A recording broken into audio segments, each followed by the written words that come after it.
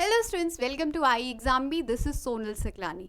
सो Uttarakhand W यानी कि Uttarakhand assistant agriculture officer UKPSC जो एग्ज़ाम कंडक्ट करवा रहा है, ये एग्ज़ाम शेड्यूल्ड है ऑन 7 जनवरी। यानी कि अब आपके पास कितना ही टाइम बचा है, हार्डली 3 वीक का टाइम आपके पास बचा है। आप लास्ट के 3 वीक्स में कैसे आप अपनी जो स्टडी है उसको प्लान करें, कैसे आप स्ट्रेटेजाइज करें, वो हम आज आपको इस वीडियो में बताने वाले हैं। और ये जो आपकी वैकेंसी है, इसमें अच्छे खासे आपके नंबर है, 354 वैकेंसीज़ हैं। तो फिर आई डोंट थिंक सो आपके पास कोई भी एक रीज़न है इसको लूज़ करने का।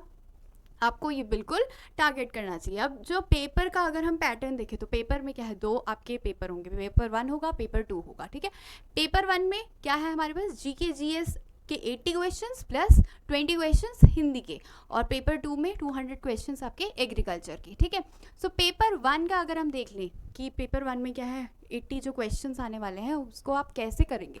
पहले आपका जीएस या जनरल नॉलेज, या फिर आप बोल सकते हो जनरल साइंस का जो आपका नॉलेज है, और उसके साथ है कंप्यूटर।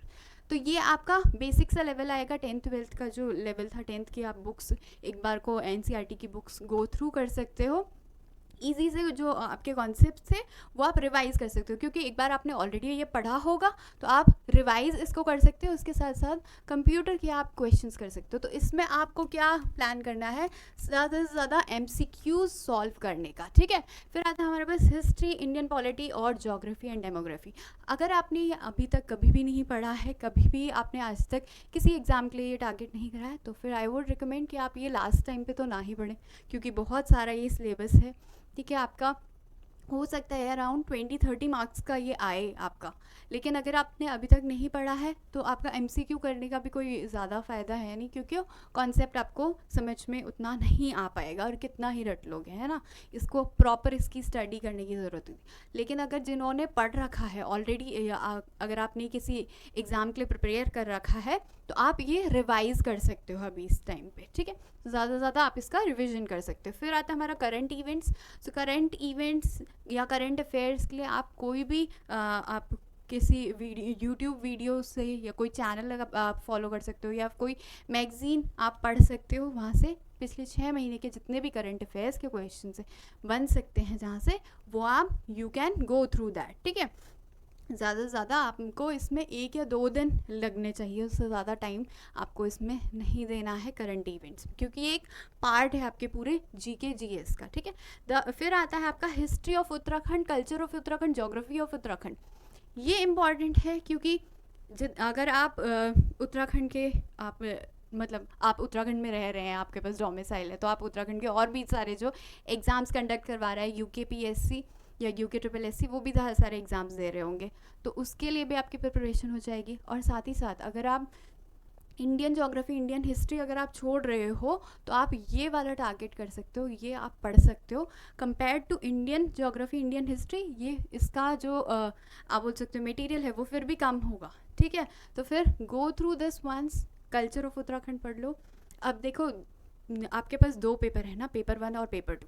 पेपर 2 में एग्रीकल्चर है, सारे एग्रीकल्चर के स्टूडेंट्स हैं, तो कहीं ना कहीं सारे स्टूडेंट्स जो प्रिपेयर कर रहे हैं IBPS AFO के लिए, या जितने भी अभी आपके एग्ज़ाम्स हैं, CWC का हो गया है, NSC का भी एग्ज़ाम होगा, तो सब एग्रीकल्चर तो पढ़ ही रहे हैं। आपका डिफरेंस कौन सा क्रिएट करेगा, पेपर 1। सो पेपर 1 की आपके लिए इम्पॉर्टेंट हो सकता है, ये डिसाइड कर सकता है कि आप सिलेक्शन लोगे कि नहीं लोगे। ठीक है, तो अगर आपको डिस्टिंक्ट थोड़ा रहना है, अगर आपको मेरिट सेक्शन में ऊपर जाना है, तो पेपर 1 की भी आपको प्रिपरेशन करनी पड़ेगी। ठीक है, तो ये जो उत्तराखंड का है, ऑब्वियसली आपको उत्तराखंड में अगर जॉब करनी है तो फिर उत्तराखंड का आपको हिस्ट्री ज्योग्राफी तो पता होना ही चाहिए। एंड आई थिंक सो जो पेपर इवन डिज़ाइन भी करेंगे वो भी चाहेंगे कि उत्तराखंड के बारे में आपको ज़्यादा पता हो। तो जहाँ तक मुझे लगता है कि इसका वेटेज आपका ज़्यादा आ सकता है उत्तराखंड के एग्रीकल्चर का, उत्तराखंड का जो कल्चर है, उत्तराखंड का जो हिस्ट्री है उसके बारे में। ठीक है, तो 40 मार्क्स आप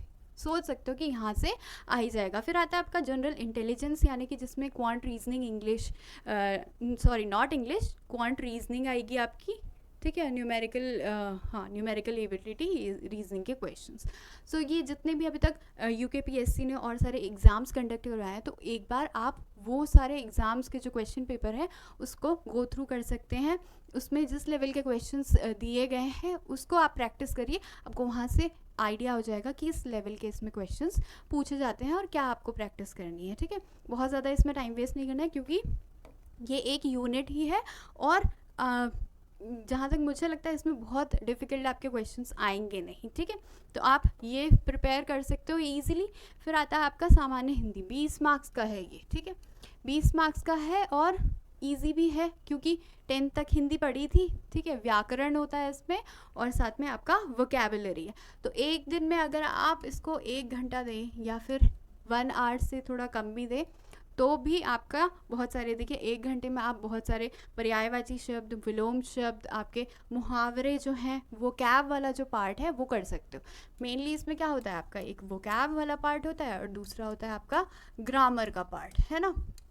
सो ग्रामर के लिए आपका सर्वनाम, संज्ञा वगैरह जो है, ये तत्सम तद्भव, ये आप पढ़ सकते हो। और आपकी वोकैब में आपके पर्यायवाची, विलोम शब्द, ये सारे आएंगे, वो आप वोकैब में पढ़ सकते हो। तो ऑल्टरनेट ये कर सकते हो कि एक दिन छोड़ के आप एक दिन हिंदी पढ़िए। ठीक है, बहुत ज़्यादा हमें टाइम इसमें वेस्ट नहीं करना है, आपको टाइम मैनेजमेंट करना है, बहुत ज़्यादा इसमें टाइम वेस्ट नहीं करना है क्योंकि 20 मार्क्स का है। मेनली आपको क्या पढ़ना है, आपका मेन है आपका एग्रीकल्चर सब्जेक्ट 200 मार्क्स का। ठीक है, 200 मार्क्स में आपने देखा होगा कि यहाँ पर क्या क्या आपके अलग अलग यूनिट्स आई हैं। एग्रोनॉमी है, सॉइल साइंस है। ठीक है, यूनिट 2 में आपका पूरा हॉर्टिकल्चर दे रखा है, यूनिट 3 में आपके agri engineering, agri economics extension दे रखा है। ऐसे सारा ही इन्होंने सिलेबस कंप्लीट कर दिया और इसके साथ ही इसके करंट अफेयर्स जो भी करंट रिलेटेड है। अब करंट अफेयर्स आप कहाँ से पढ़ेंगे, कैलाश सर की हर महीने की एक वीडियो है, चैनल पे जाएंगे आप तो वहाँ पर हर महीने की एक करंट अफेयर्स की वीडियो देते हैं जो भी एग्रीकल्चर से रिलेटेड है, तो वो आप गो थ्रू कीजिए।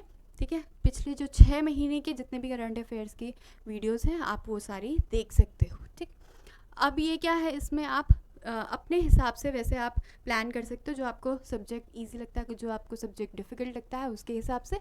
लेकिन मैंने आपके लिए यहाँ पर एक कॉम्प्रिहेंसिव वे में आपके लिए एक छोटा सा प्लान लेके आई हूँ, जिसके अकॉर्डिंग अगर आप वीक 1 में 4 सब्जेक्ट्स आप एग्रीकल्चर के फोकस करते हैं। क्या है ये, एग्रोनॉमी, सॉइल साइंस, एंटोमोलॉजी और पैथोलॉजी।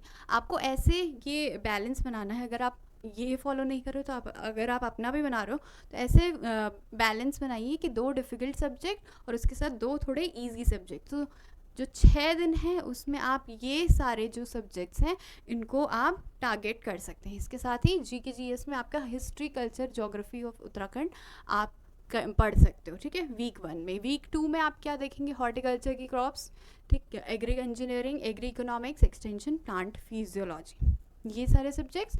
और साथ में अगर आपने हिस्ट्री, ज्योग्राफी इंडिया की पढ़ रखी है ऑलरेडी तो ये आप रिवाइज कर सकते हो। वीक 3 में क्या करोगे, एनिमल हस्बेंड्री, थोड़ा डिफ़िकल्ट आप बोल सकते हो कि थोड़ा ज़्यादा वास्ट है क्योंकि इसमें बहुत सारा सिलेबस उसका दे रखा है।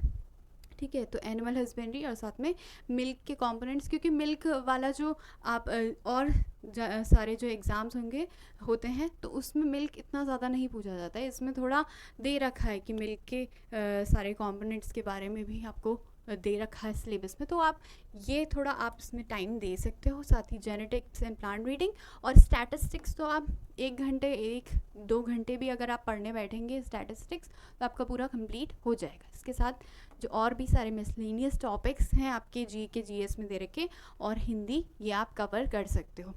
ये मैंने एक जनरल सा आइडिया आपको दिया है, बाकी आप अपने हिसाब से अपना लास्ट 3 वीक्स का जो है प्लान बना सकते हो। अब इससे भी ज़्यादा आपके लिए क्या इम्पॉर्टेंट है, पढ़ोगे तो है ही, उसके साथ क्या है, क्वेश्चंस तो करने ही है। क्वेश्चंस कैसे करने हैं, मॉक टेस्ट में, क्योंकि मॉक टेस्ट में क्या होता है, आपका टाइमर लगा रहता है, टाइम पे आपको सब कुछ ख़त्म करना होता है। अब वैसे अगर MCQs करने बैठेंगे तो हो सकता है कि आप जो आपको MCQ आधे घंटे में करने थे वो आप 2 घंटे में कर रहे हैं। तो टाइमर लगाना बहुत इंपॉर्टेंट है और टाइमर आपको प्रॉपर जो एग्ज़ाम का एनवायरनमेंट है वो कहाँ पर प्रोवाइड होगा, जब आप मॉक टेस्ट करेंगे। और iExamB की साइट पे फ्री में मॉक टेस्ट आपको अवेलेबल है, दोनों ही पेपर 1 और पेपर 2।